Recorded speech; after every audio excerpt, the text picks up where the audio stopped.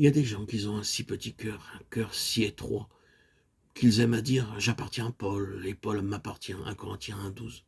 Ces personnes aimaient Paul, mais leur cœur n'était pas assez large pour aimer les autres. Paul écrivit à ses Corinthiens, pourquoi dites-vous que Paul vous appartient? Suis-je le seul qui vous appartienne? Il n'en est pas ainsi. Non seulement Paul, mais Apollos et Pierre vous appartiennent, et non pas eux seulement, mais le monde entier, ainsi que tous les croyants vous appartiennent. Et non seulement le monde entier, mais la vie et la mort même vous appartiennent. Toutes choses dans le monde présent et dans le monde à venir vous appartiennent. Bref, tout est à vous. 1 Corinthiens 3, 21. Chers amis, frères et sœurs en Christ, votre cœur est-il assez large pour comprendre cela? Cependant, il y a des personnes qui, de nos jours, ont une ligne de pensée difficile à saisir, disant « Oh oui, oui, nous sommes d'accord avec tout ce que vous avez dit. Ils sont très bien et convenables. Mais pour des raisons qui nous sont propres, nous aimons encore dire « Nous sommes de Paul ». Ah, je trouve difficile d'aimer de telles personnes. Cependant, je prie le Seigneur qu'il m'accorde sa grâce et son amour du calvaire dans une plus grande mesure, afin que je puisse aimer aussi de telles personnes et trouver quelques raisons de leur pardonner. Peut-être ne pensent-elles pas diviser le corps de Christ, mais veulent-elles simplement avoir un nom afin de s'identifier avec une assemblée locale? Que le Seigneur les conduise par ses mains douces dans ses voies parfaites. Nous avons tous besoin d'un cœur large, et à moins de cela, nous ne pourrons pas connaître la largeur, la longueur, la profondeur et la nature de l'amour de Christ et être remplis de toute la plénitude de Dieu. Éphésiens 3, 18, 19.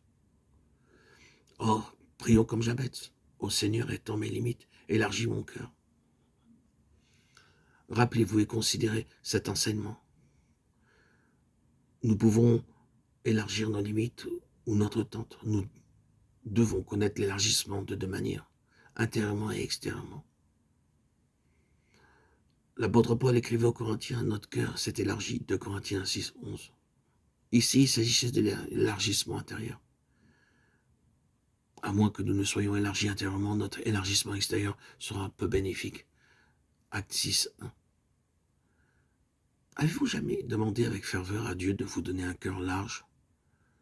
Lorsque vous avez un petit cœur, vous pensez le plus souvent à vous-même, ou tout au plus à votre famille, à votre cercle familial. De quelle dimension est le cercle des personnes pour lesquelles vous priez? Ceci peut être une indication pour connaître la dimension de votre cœur. Certaines personnes ont un cœur si étroit qu'elles ne peuvent pas aimer beaucoup qui que ce soit. C'est pourquoi elles manquent de compréhension vers les autres et qu'elles se fâchent avec elles.